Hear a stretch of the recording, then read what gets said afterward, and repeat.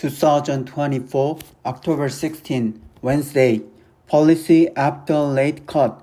Proper policy measures needed to revitalize a sluggish Korean economy.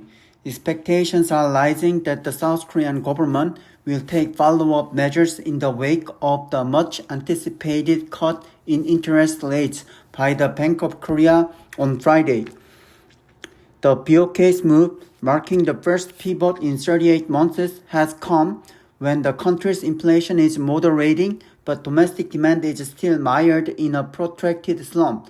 As expected, the central bank slashed the benchmark rate by 25 basis points to 3.35%, the first interest rate cut since August 2021, reflecting the latest economic trends, including a 1.6% drop in inflation in September.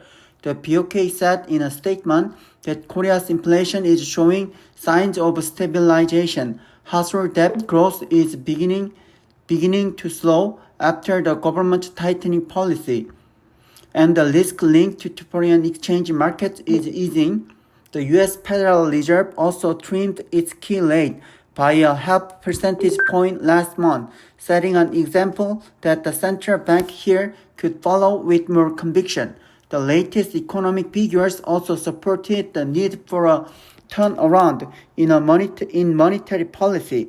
Consumer prices jumped 2.6% on year in July, but slowed to 2% in August and 1.6% in September. For 2 months in a row, in other words, inflation has been within the midterm target of the BOK, but there have been warning signs in recent months. Korea's private consumption, facility investment, and construction investment weakened, illustrating the depths of problems with the prolonged slump in domestic demand. As a result, not only the state-run think tank Korea Development Institute, but also the Organization for Economic Cooperation and Development revised down their growth forecasts for the Korean economy. But the central bank opted for a late cut of 25 basis points rather than the deeper 50 basis points that would have affected the markets more dramatically. The reason was explained at the press briefing after the late cut decision was made on Friday.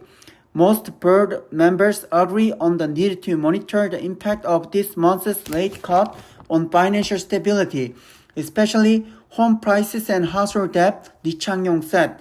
Indeed, the country's property prices and household debt are the two major headaches for policymakers, especially because they are closely interrelated with each other, and the country's entire economy could face a severe setback if these two worrisome factors somehow spin out of control.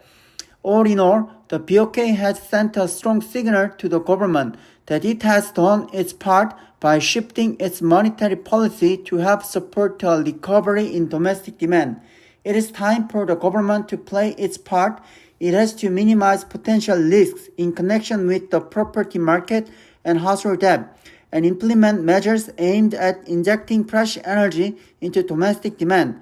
Only this month, the government unveiled a set of policy plans designed to revitalize the local economy. The new plans include a change that will grant extended management rights to project operators as part of regulatory reform initiatives. The government forecasts that its plans will generate new investment valued at some 30 trillion won, $21 billion over the next 5 years. Aside from big plans, the government is required to examine risk factors in the real estate market, which could quickly overheat with an inflow of speculative investment money in consideration of lower interest rates. Financial authorities must rigorously monitor and manage household debt, another risk factor that can neutralize the positive effect of the late cut. Some companies and business people claim that the late cut of 25 basis points is far from sufficient to bring about tangible changes in the slump-laden domestic market. For a bigger cut to further support the recovery, the government, financial authorities, and market players must work together to address lingering concerns about the property market household debt.